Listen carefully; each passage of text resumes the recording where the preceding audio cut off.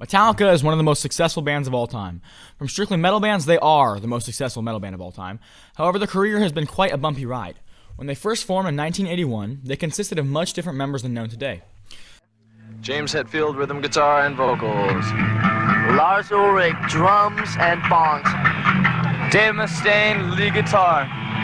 Cliff Burton, bass guitar. Okay, how long has the band been together as Metallica? Well, since we started. Which was what? October 81? Yeah. The first Metallica. Okay. Who are your favorite artists or your main influences? Let's start with you. Their guitarist, before Kirk Hammett, was Dave Mustaine, who went on to become the lead singer and guitarist for Megadeth. He was kicked out of Metallica because of his heavy alcohol usage and the hate all band members harbored towards him. And before Cliff Burton, they had a bass player named Ron McGovney. McGovney ended up leaving the band in '82 because of how much he hated Mustaine. Once Burton and Hammett were in the band, they wanted to make some of the greatest metal albums of all time. In their first album, Kill 'Em All, Burton showed off his intense bass playing ability with his bass solo in the song Anesthesia Pulling Teeth. Are you ready to do it, Cliff? Mr. Cliff Burton, all right.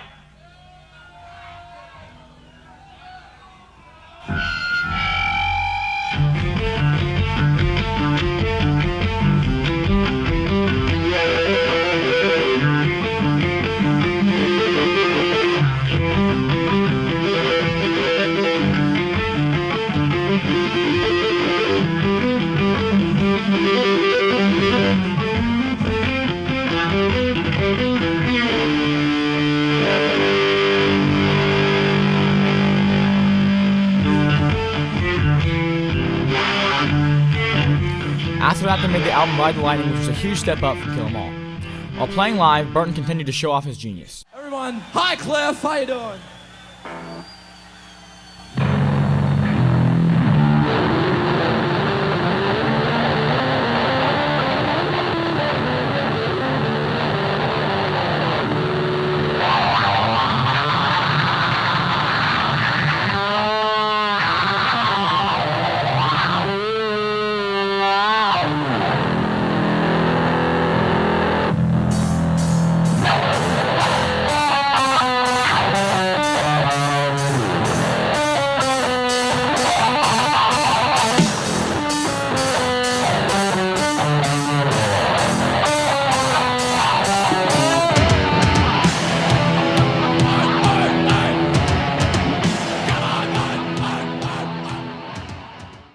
But in 1986, they made their third album, which is arguably the greatest metal album of all time, Master of Puppets. As they toured the world on the Master of Puppets tour, things were at an all-time high, until it all came crashing down. On September 27th, in 1986, Cliff Burton died in a bus accident. The roads were icy and the view was misty. This caused the bus driver to swerve and crash the bus. While all other band members made it out safe, Cliff was nowhere to be found. Once they realized this, the remaining members of Metallica made a stupendous effort to get him out from under the bus, even using a crane to lift the bus up, but to no avail. That day was a day cemented in heavy metal history as arguably the greatest bassist of all time died. Grief-stricken, the band immediately quit the tour and went home to mourn. A month later, they recruited a new bassist, Jason Newsted.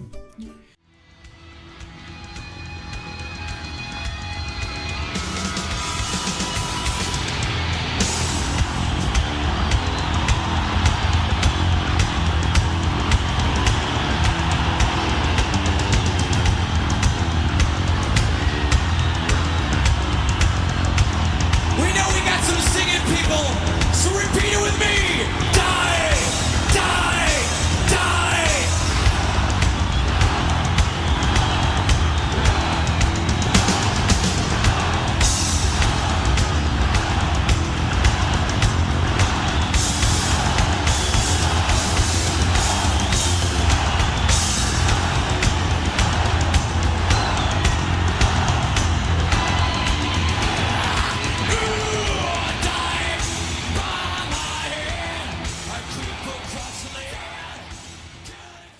He stayed with them for multiple albums, which include Injustice for All, one of the most amazing metal albums of all time, the Black Album, which was also amazing, and Load and Reload, which were much worse albums, taking Metallica into a heavy decline. And Justice for All was very heavily influenced by Cliff, as Metallica wrote the majority of the songs on the album when Cliff was still alive. Once Cliff died, though, things were never the same. Newsted eventually quit the band in the early 2000s because of how horribly he was treated by the other members, as they had yet to get over Cliff's death. Since then, Metallica has made up with Newsted and even had him appear on stage with them when they were inducted into the Rock and Roll Hall of Fame in 2009. After Newsted left, they hired a new bassist in 2003. The 2-year period in between, Bob Rock, their producer, played bass on one of the worst albums of all time, Saint Anger. But after Newsted left in 2000, a music sharing platform emerged. The name of this platform was Napster. They illegally distributed music with no royalties to the creators. Metallica and Dre ended up having a massive legal battle with them that changed the music industry forever. This is that story. In June 1999, Sean Fanning dropped out of Boston Northeastern University because of too much partying. Then followed a serendipitous conversion with a teenage hacker. They spoke about how to find the resources they wanted online. He then created Napster, which was a file browser system where all music was available for download. Almost overnight, millions of tracks were accessible to all who used Napster, and user numbers were doubling every few weeks. In a time where the majority of music was still physically purchased on compact disc, it was now accessible to any user with a PC and decent internet connection. The increasing prevalence of CD burning equipment further facilitated an illicit trade. This was all illegal. Copyright owners have been grappling with the implications of advancing technology since the arrival of VHS and audio cassettes. Those have their limitations because of the lengthy process of manually copying to a physical VHS or disc.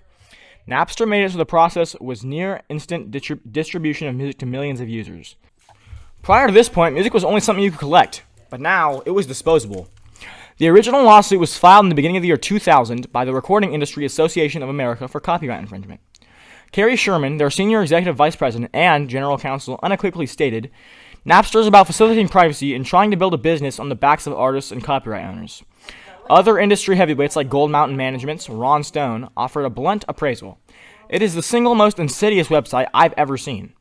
Despite the suit's forceful intervention, the lack of a recognizable industry face kept the conflict out of mainstream consciousness. That all changed, of course. Metallica were alerted by their co-manager Cliff Bernstein that early edits of single I Disappear, a contribution to the famous Mission Impossible 2 soundtrack, which, to the best of their knowledge, was under lock and key until the movie's summer release, had been leaked and was being played by 20 radio stations across America. Then began what Lars has since been labeled the shitstorm. April 13th, 2000 would be a day that lived in infamy as Metallica vs. Napster was filed in the United States District Court for the Northern District of California, and their internet and music industry publicly came to blows. Although LA Raptor Dr. Dre filed a similar complaint a few weeks later, the Bay Area Thrashers were largely left alone to test the water as the tip of the spear.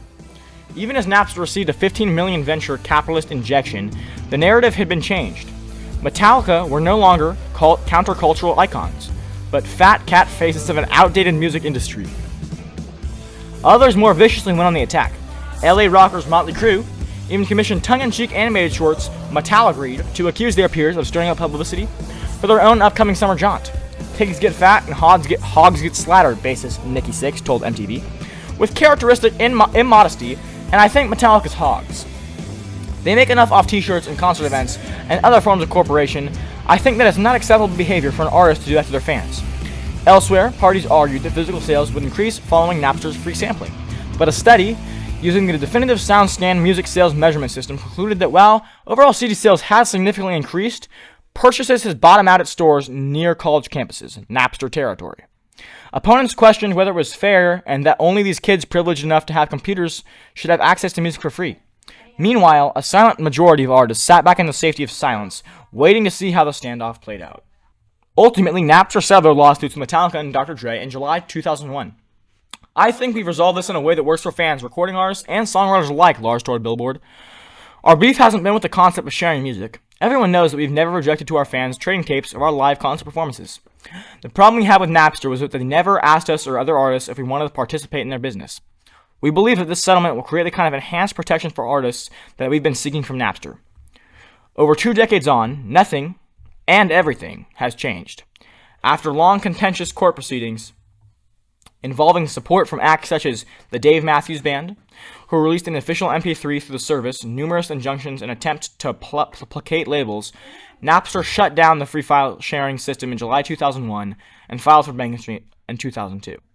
Although ultimately, guitarist Kirk Hammett has acknowledged that Metallica achieved little with their crusade. Looking back during a 2014 Reddit AMA, there was a hint of vindication for Lars. I wish we'd been better prepared for that shitstorm that we found ourselves in, he wrote. I was stunned that people thought it was about money.